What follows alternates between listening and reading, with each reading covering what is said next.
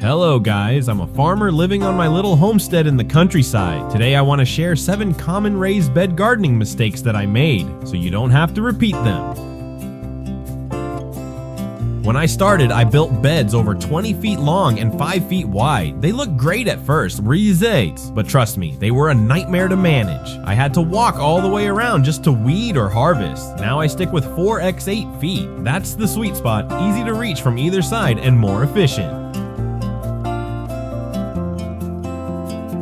My early beds were only 6 inches deep with hardware cloth underneath. That's not enough for deep-rooted crops like carrots or tomatoes. Also, it's hard to anchor trellises in shallow beds. I fixed this by stacking another board and making them 12 inches tall. Much better.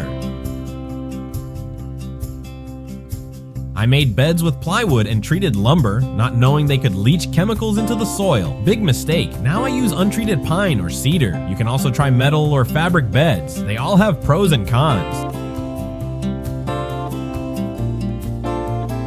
At first, I used topsoil from the yard. It was heavy, didn't drain well, and my plants hated it. Raised beds need a special mix. I now use 50% compost, 30% peat or coco coir, and 20% perlite or sand. That gives your plants the best start.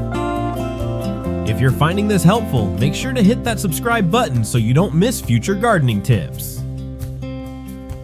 Each year, soil settles and loses nutrients. For a while, I didn't top it off and my plants struggled. Now I add compost or fresh potting soil every spring and fall. Your plants will thank you.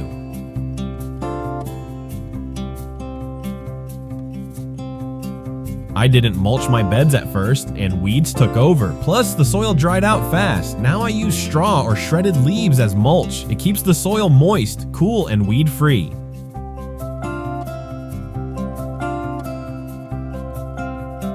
In the winter, I left my beds bare. Rain and snow compacted the soil and washed nutrients away. Today, I either cover beds with mulch or plant cover crops like clover or winter rye.